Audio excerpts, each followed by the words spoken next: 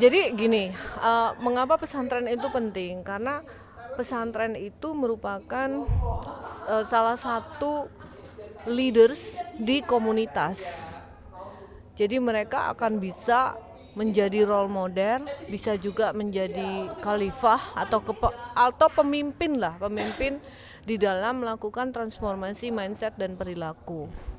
Kita kan tahu sendiri ya bagaimana masyarakat Indonesia itu rata-rata itu tingkat keagamaannya sangat tinggi kan.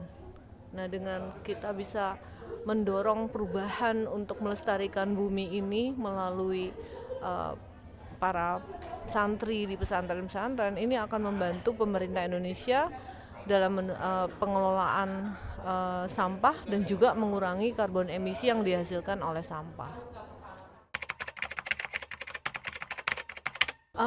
Peran pesantren itu pertama kali adalah perubahan behavior dari para santri dan juga mungkin pengelola pesantrennya. Kemudian yang kedua, sudah mulai terbiasa untuk memilah sampah dan melihat sampah ini bernilai emas. Kan tadi kita juga diskusi tentang bagaimana sampah ini ternyata selain menguatkan ketahanan bumi terhadap perubahan-perubahan yang terjadi, juga untuk meningkatkan nilai ekonomis untuk masyarakat. Menurut saya mungkin karena teman-teman itu masih banyak yang melihat sampah adalah sampah dan belum tahu bahwa sampah itu selain berdampak pada pencemaran air dan tanah juga ternyata menyebabkan karbon emisi atau perubahan iklim yang terjadi.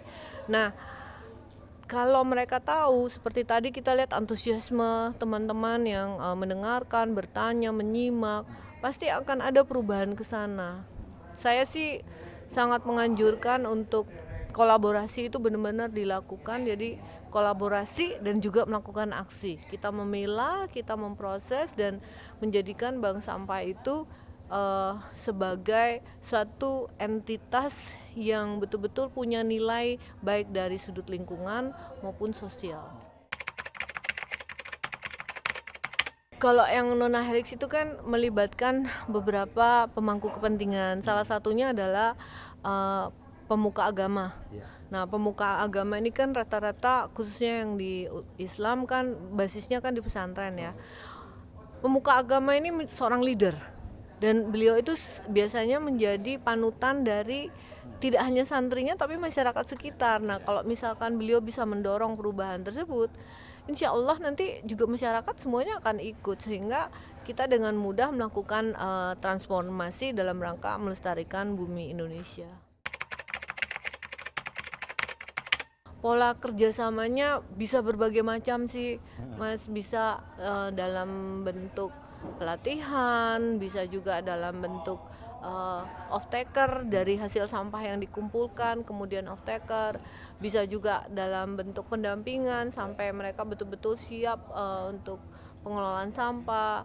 Nah, bisa juga misalkan kita kerjasama dengan institusi perbankan, jadi ada finansial inklusif yang mungkin kita dorong juga untuk masyarakat santri dan juga masyarakat umum lainnya. Kalau saya cenderung bahwa kita pelajari karena kan pasti masing-masing punya keunikannya sendiri-sendiri, punya perbedaan sendiri-sendiri. Jadi saya lebih suka itu tailor made sehingga benar-benar sesuai dengan lokal konteks yang ada, kebutuhan dari pesantren yang ada. Kalau dari kita top down, kita tuh kesannya sombong bahwa kita tahu semuanya, padahal pas kita masuk nggak seperti itu. Jadi lebih baik benar-benar silaturahim, mengenal mereka, mengetahui apa yang mereka butuhkan, apa yang bisa kita bantu sehingga programnya betul-betul berjalan dengan efisien dan efektif. Terima kasih.